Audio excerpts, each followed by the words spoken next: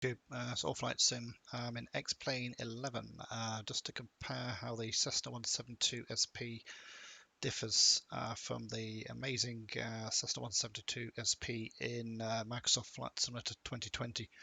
It's probably about 4 months since I've flown this particular aircraft in probably 5 months actually in XP11, so it'd be nice to step back in. The last time I flew it, it was the nearest thing I could get to Cessna 172SP. If you saw my previous video, you can see I've been flying a professional Cessna 172SP simulator. I've got about 20 hours in it, and quite fortunate one of my friends has a professional cockpit at his home. But let's get the aircraft up and running. Parking brake is set, so I'm just going to neutralize the trim, fuel cutoff switches, fuels on both, put the beacon light on, mixtures in 1/4 inch, 1, 2, 3, 4, 5, 6, 7, 8, 9, 10. Stays green, so the standby battery is functioning well, so that is functioning, and we can flick that up to on. What we need to do, fuel pressure. I think I've got a dead battery. Let's have a quick look.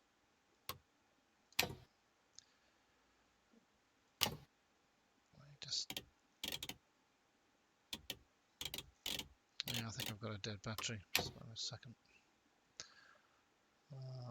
Mechanic. This is the Simcoders, by the way, Cessna 172.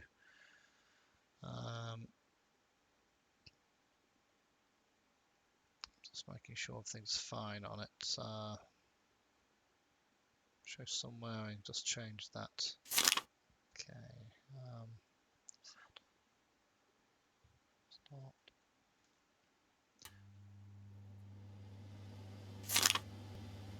Recharge the battery. Pulse. I don't want to do that. Transponder's failing, so fix that. So Simcoders, as you can see, it's got the reality expansion pack, and it's a little bit more realistic than the Microsoft 2020 in that regard. So the XP11 has it on this one, so it's just hopefully that's fixed it now. I've got the beacon on. Let's see if I can get the fuel pump up. Fuel flows there. Turn it off and clear prop.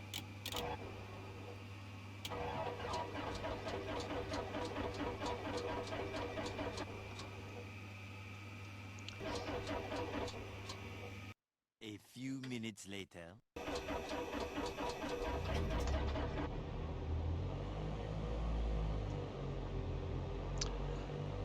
Okay, so the first thing we can say about the XP11 is I think the sound on engine starts definitely a little bit better. And as you can see, I flooded the engine there a little bit. The lights on, taxi lights. Maybe Alex, come on.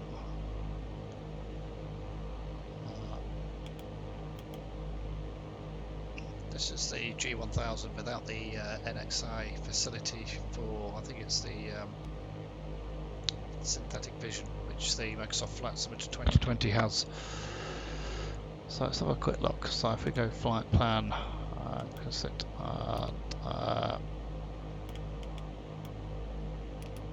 okay, Echo, Golf, Kilo, Shoreham, enter. Procedure page. We're just going to do a quick circuit. There's no departures, so let's just load that at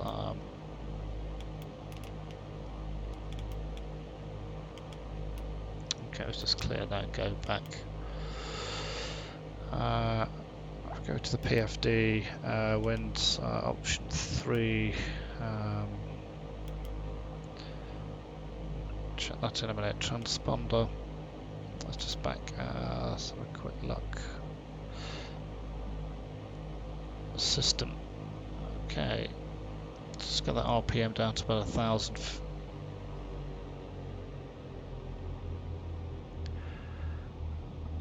Alright, so we can see the electrical bus systems. It's 28 volts. I was wondering if it does show.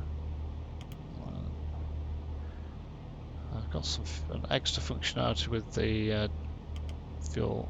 I don't think it's functioning there. Reset fuel. No. Doesn't look like it has the cylinder head capability to check like the real one does. Which is not surprising, I suppose. This is payware, but it doesn't. What we're going to do is just look at the wind. Don't have wind at the moment here. Option 2, option, we've got no option. Okay, let's just set the transponder. And ident, and then done that. Back.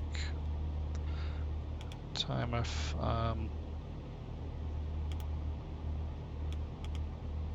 Just trying to see if I can set the V speeds here, but minimums.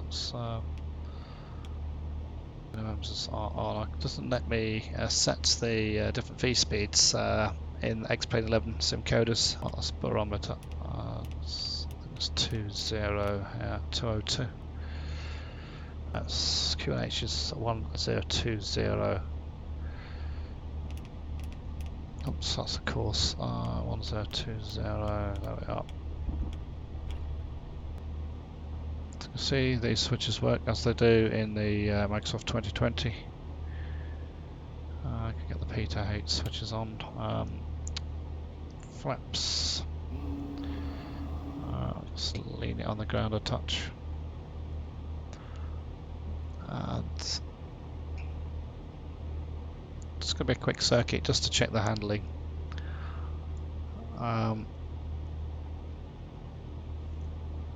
Okay, let's just release the brakes. Let's just get down for visibility.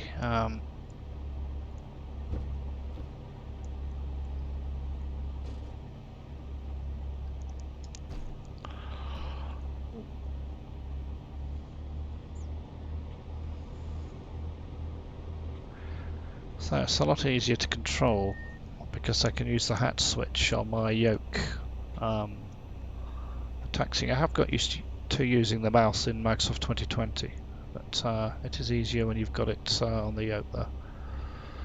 So, oops, visibility is pretty good, pretty bad here, so I'll just get lower down a bit. And just taxi up Kilo to runway 20, do a quick run up, and then we can do a very quick circuit. T's and P's in the green. There's nothing coming on the left. We're not on VATSIM or anything, so don't have AI traffic switched on. The quality of the Microsoft 2020 cockpit is a little bit better, sharper, more realistic as well. But this is very good. I think the marks on the glass screen and everything else are on par with Microsoft 2020. Microsoft might be a little bit better. It's a newer product, but this is Orbeck's showroom, by the way. This for XP11. It's not default. Just hold short here and just do a quick run up. Let's take it up to 1800.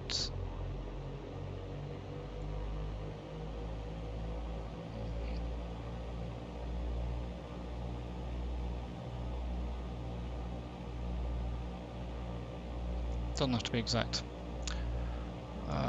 Let's just turn to right.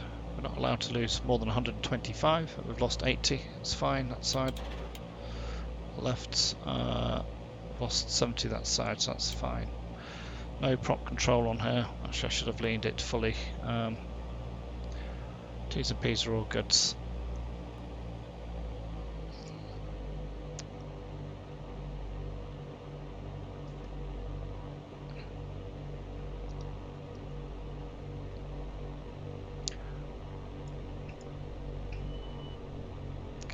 Just do a very quick circuit just to check the flight handling of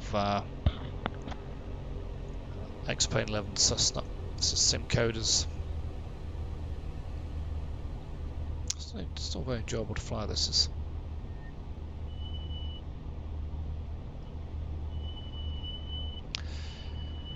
Okay, let's just finish off the checks. Landing lights, strobes, fuel pump. I don't think the fuel pump is on this particular aircraft. Everything's correct. That's transponder throttles. We'll climb at 79 knots. Okay, we were okay to take off. Just going to set the course here. What's that one there? The runway heading. Let's go.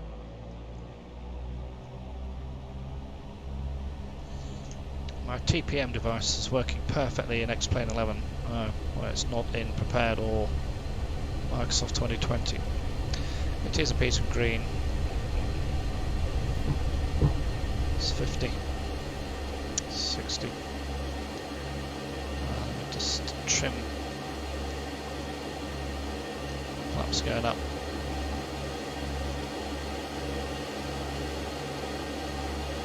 I don't know if you can hear that. Irritating knock knock and a whistle noise. It's continuous in the background. It's one thing I don't like about this, especially on long flights.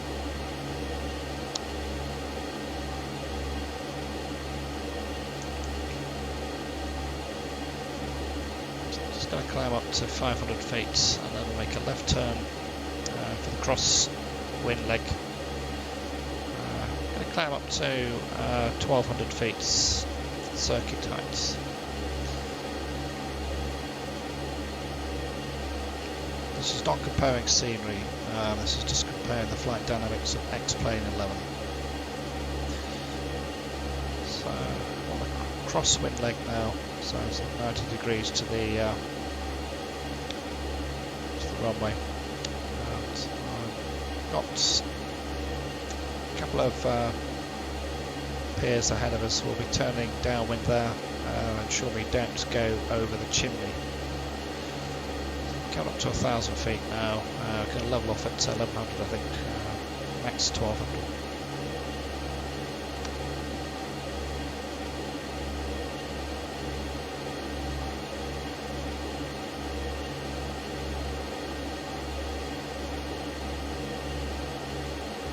I suppose I could actually test the autopilot functionality, just go to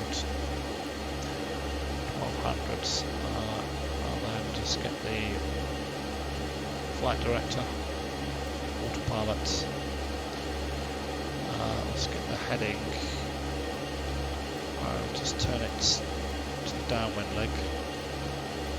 It's very stoated turn compared to Microsoft. So, okay, let's get the heading. To go vertical speed and nose down 500, we'll go to 300 actually.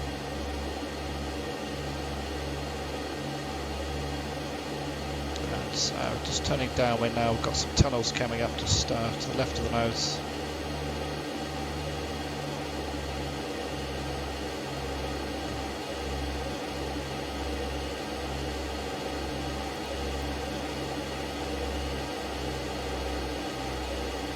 This is Orbeck's True Earth as well. As you can see, it's extremely good. The buildings are auto-gen, so nowhere near as good as Microsoft, but still extremely good for VFR. So there's the tunnels. Almost at 1200 feet now, so I'll turn the autopilot off I think in a minute, so then just flight directors. Just turn left base for runway 20 for full stop.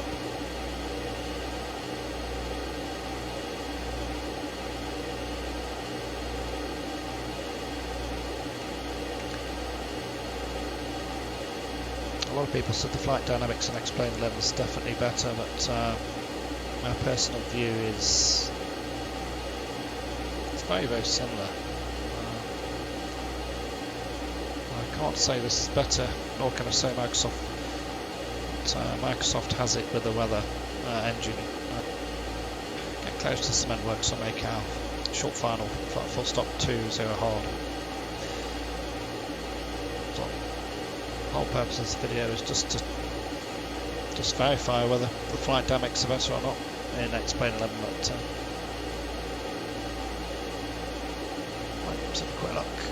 Should have the airport key in here now. It's the start final.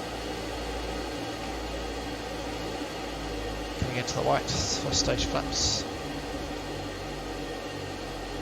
To be going about 65 to 75 on their final approach.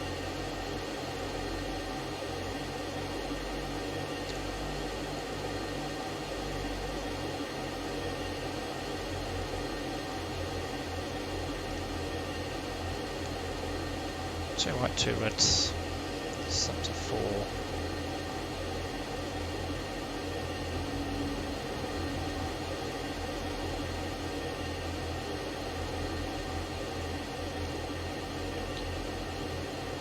Let's bring up the speed a touch more.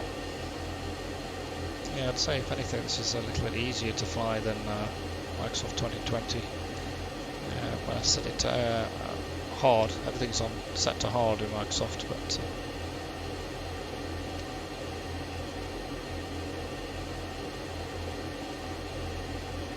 a bit too low.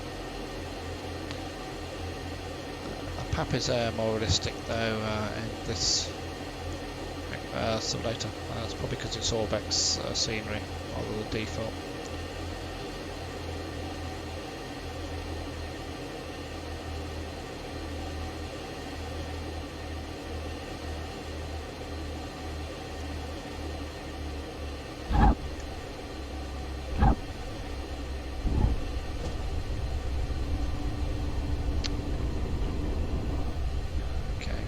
Up. I can just lean it a touch for the ground. Okay. From what I've seen, is this was the closest I could get to the professional simulator I have access to, and I think Microsoft 2020 is definitely on par with this. Conclusion is flight dynamics. I can't say XP11 is better at all.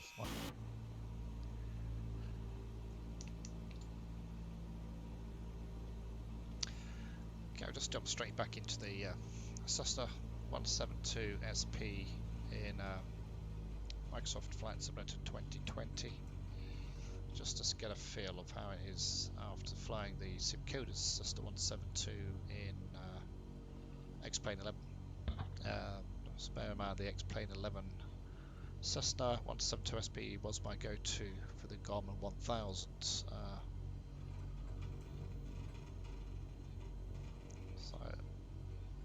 Surprise for me was that the flight dynamics in this Cessna 172SP in Microsoft 2020, if you set all the settings to the hardest level, the most realistic level, I think the flight dynamics are on par with XP11. Right, I'm not doing all the checks. I'm just seeing how the flight dynamics handle it here again. First time I've flown this since the Simcoder's 172.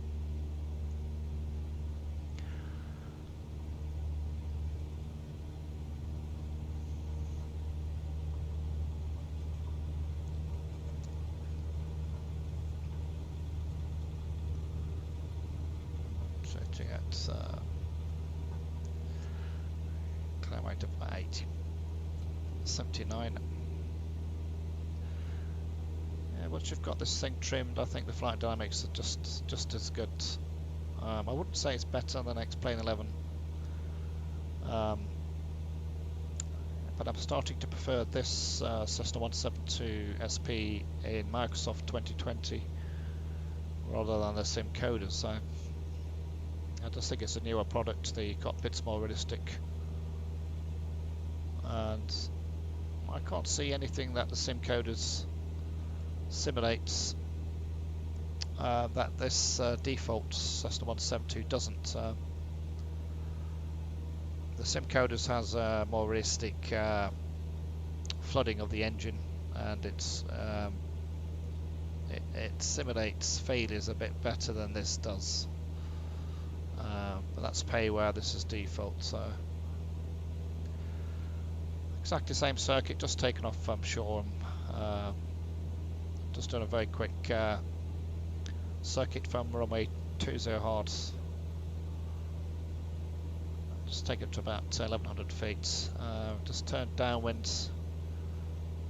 As you can see, the Orbex scenery in XP11 and prepared for Shoreham is obviously much more detailed. This is all default stock, but I think the buildings, this is, I think these are auto-generated buildings, some of them are anyway. I'm just going to turn downwards. It's not levelling off now.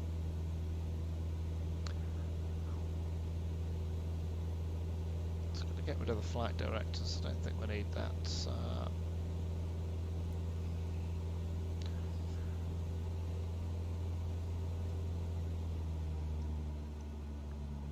Okay, just heading up towards those tunnels. Yeah, so definitely having flown them back to back, I think this will be my go-to Cessna 172 with the Garmin 1000, G1000. This has also got the updated Garmin system with the synthetic vision. Both of them don't simulate the run-up checks for the cylinder heads, which is not a massive thing, but I suspect in the future you might be able to get a more professional Garmin 1000 that would have that in. Okay, we're going to, just passing the tunnels, we're just going to turn the left base and head towards the cement works. So all the scenery's defaults out of the box. This is on high to medium setting, not ultra. And as I said, the settings for the dynamics, everything's set to hard and realistic. So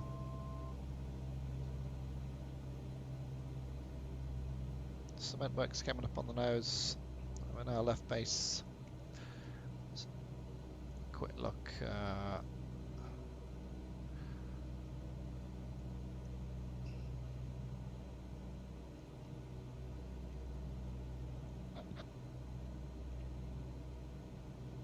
Yeah, so I was surprised actually. I thought the XP11 flight handling would have been a little bit better than this, but no. But make sure all your settings are to hard though if you want to make a decent comparison. 500. Okay, just turning final.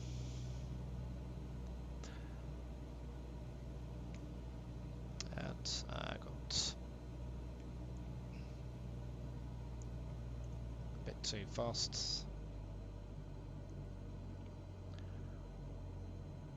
Not going to bother with flaps. I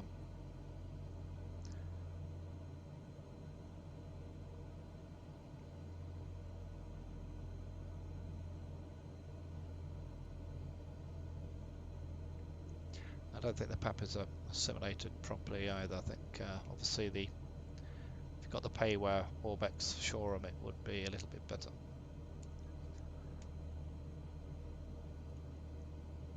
Starting to regret not lowering the flaps, but I don't have a slow incremental flap setting on this, unfortunately. It doesn't.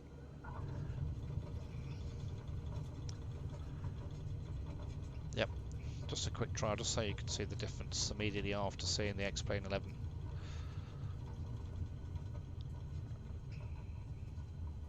Maybe the ground effect's a little bit better on the Simcoders. You've got squeaking wheels, and brakes seem to be good on this one. The XP11 bounces a little bit more. But,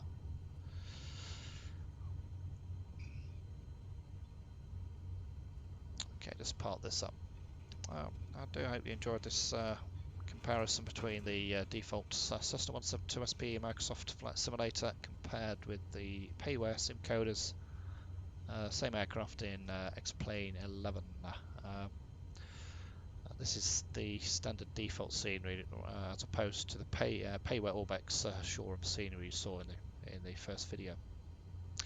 This is all subjective. This is my own opinion. A lot of people prefer the flight dynamics and handling in X-Plane 11.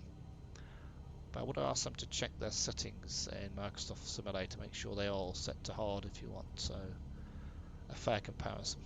I'm going to leave it here. Please subscribe. It's a new channel. I need a bit of support, and I'll try and create some more new content in the TBM 930 and other aircrafts in the hangar. See you on the next video. This is All Flight Sim. Bye bye.